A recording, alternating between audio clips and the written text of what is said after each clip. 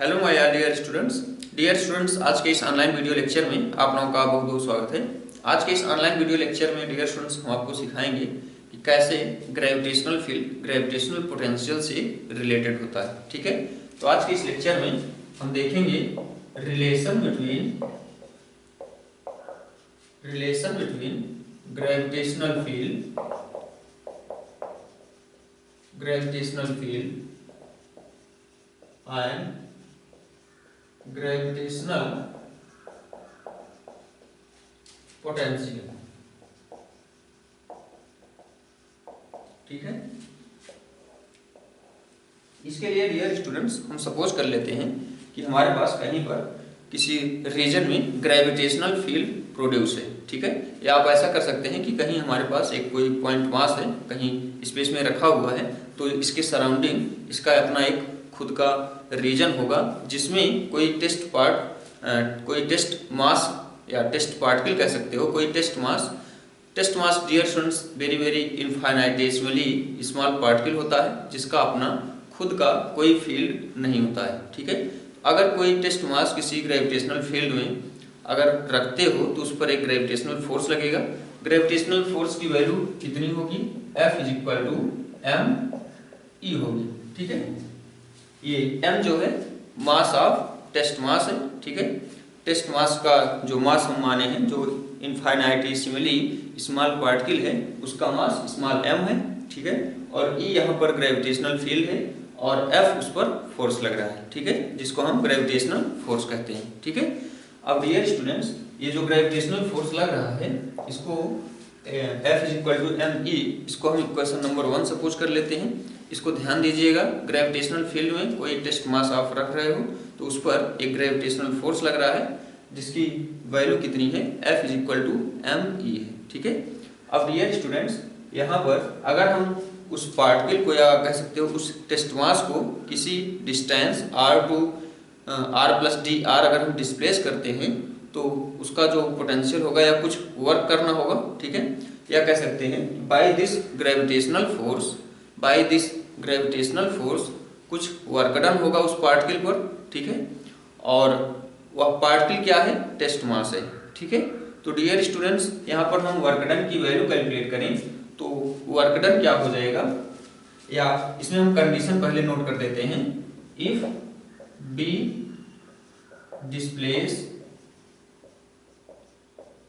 B displace the particle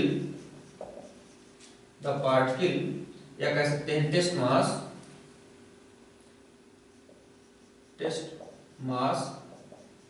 और bracket में इसको हम कर देते हैं particle from r to r+dr।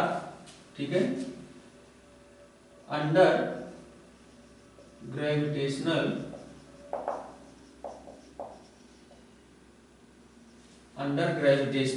Field. ठीक है, अगर डियर स्टूडेंट्स पार्टिकल को डिस्प्लेस करोगे r to r+dr तो जो वर्क डन किया जाएगा उसको हम dw सपोज कर लेते हैं बाय ग्रेविटेशनल फोर्स F.dr होगा, और F की वैल्यू हम फाइंड आउट कर चुके हैं me। ठीक है, .dr। ठीक है, तो ये हो गया वर्क डन। ठीक है, अब डियर स्टूडेंट्स क्योंकि हम जानते हैं the change in potential energy होता है, द चेंज इन पोटेंशियल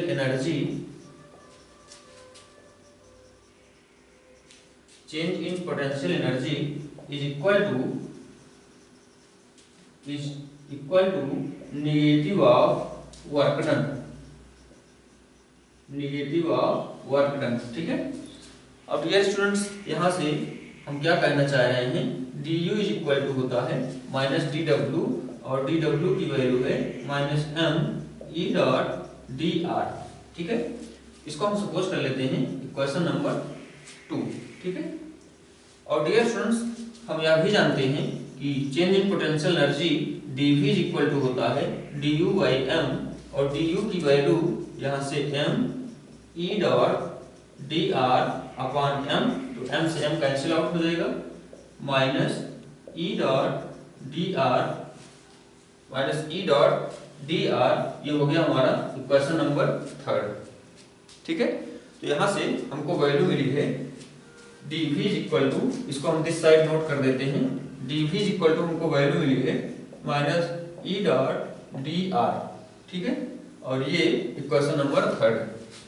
ठीक है, अब डियर स्टूडेंट्स आगे हम कंटिन्यू होते हैं।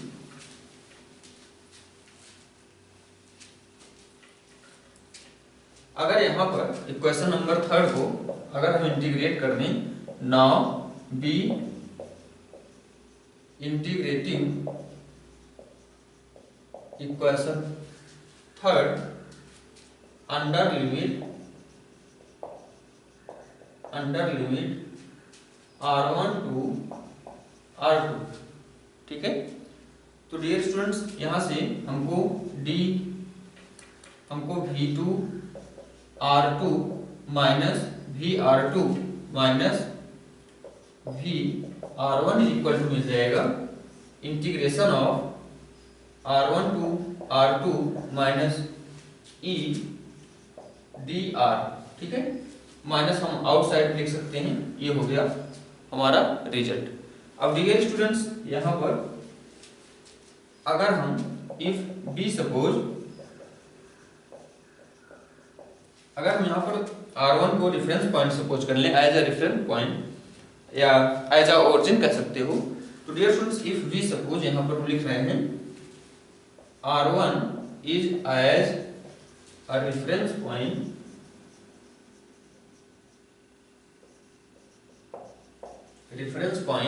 तो यहाँ से r1 इज इक्वल टू हो जाएगा 0। ठीक है, या कह सकते हो कि r1 is equal to r0 हो जाएगा। ठीक है, r1 is equal to r0 कर देते हैं और r2 इज इक्वल टू कर देते हैं r। ठीक है, तो डियर स्टूडेंट्स यहाँ से आपको वैल्यू मिल जाएगी। r1 को अगर रेफरेंस पॉइंट सपोज कर ले रहे हो तो यहाँ पर vr1 0 हो जाएगा, यहाँ पर vr2 इज इक्वल टू आपको मिलेगा minus r1 to r2 e dot d r, यहाँ r1 नहीं रहेगा, r0 हो जाएगा और ये r हो जाएगा। ठीक है, e डॉट डी आर। ठीक है, तो ये आपका एक इंपॉर्टेंट रिजल्ट है। अगर आपको ग्रेविटेशनल फील्ड पता रहे, ग्रेविटेशनल पोटेंशियल की वैल्यू कैलकुलेट करनी हो, तो ये आपका एक इंपॉर्टेंट रिजल्ट है, इसको याद रखेंगे, जो कि है v r2 is equal to negative of r0 to r e dot d r. ठीक है, आइए आगे बढ़ते हैं, ये सभी रिजल्ट याद रखेंगे। अगर इफ, या ऐसा लिखेंगे, we can write the field E and position vector dr in the form of Cartesian coordinate, in the form of Cartesian coordinate। तो dear students vector E is equal to हो जाएगा i cap E x plus j cap E y plus k cap E z. ठीक है, और d vector r is equal to हो जाएगा i cap d x plus j cap d y plus k cap d z. ठीक है, तो dear students अगर यहाँ से हम vector E dot d r calculate करें तो हमको वैल्यू मिल जाएगी E x d x plus E y d y plus E z d z.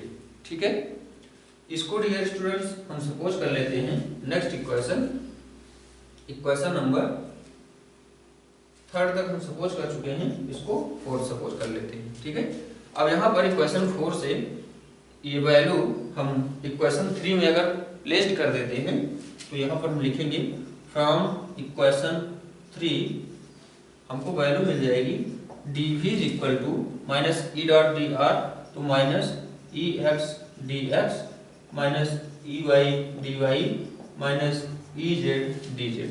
ठीक है, इसको हम इक्वेशन नंबर 5 सपोज कर लेते हैं। अब इक्वेशन 5 से डियर स्टूडेंट्स, अगर यहाँ पर हम सपोज कर लें if y and z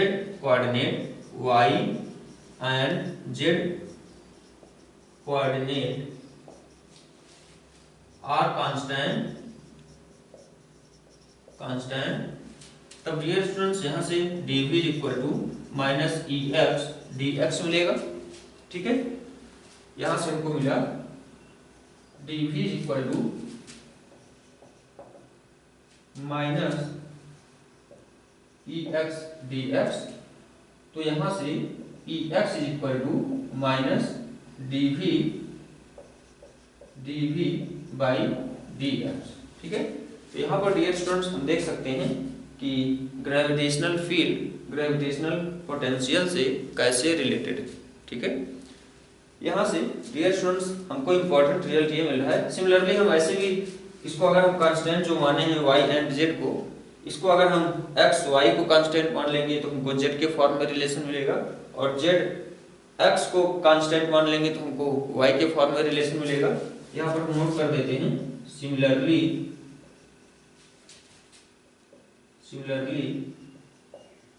we can write Ey is equal to minus dv by dy और Ez is equal to minus dv by dz। ठीक है, अब dear students Ex Ey Ez आप किसी भी फॉर्म में इसकी वैल्यू कैलकुलेट कर सकते हो।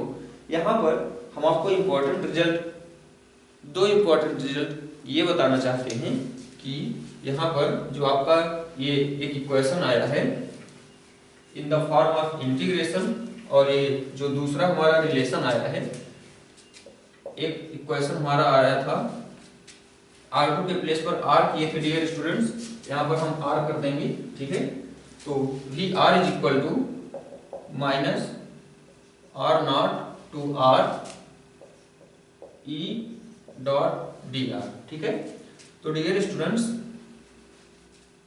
एक रिजल्ट हमारा इंपॉर्टेंट ये है, और दूसरा रिजल्ट है E x is equal to minus d V by d x. ठीक है, डियर स्टूडेंट्स यहाँ पर हम आपको इंपॉर्टेंट रिजल्ट ये बताना चाहते हैं कि अगर आपको ग्रेविटेशनल फील्ड की वैल्यू दी रहे, आपको ग्रेविटेशनल पोटेंशियल की वैल्यू कैलकुलेट करनी होगी, तो आप इस फार्मूले का यूज करेंगे। और अगर ग्रेविटेशनल पोटेंशियल की वैल्यू आपको गिवन है, ग्रेविटेशनल फील्ड की वैल्यू कैलकुलेट करनी है, तो आप with the help of differentiation या ये वाला फार्मूला फॉलो करोगे, यूज करोगे। ठीक है, तो डियर स्टूडेंट्स आज के इस लेक्चर में ये छोटा सा लेक्चर था हमारा, और इसमें हम आपको रिलेशन डेरिवेट किए हैं, और यह रिलेशन ही इसमें हम आपको इन्फॉर्म करना चाहते थे, इसका कंप्लीट इन्फॉर्मेशन देना चाहते थे। तो आज के इस लेक्चर को हम यहीं पर स्टॉप करेंगे। Thank you very much.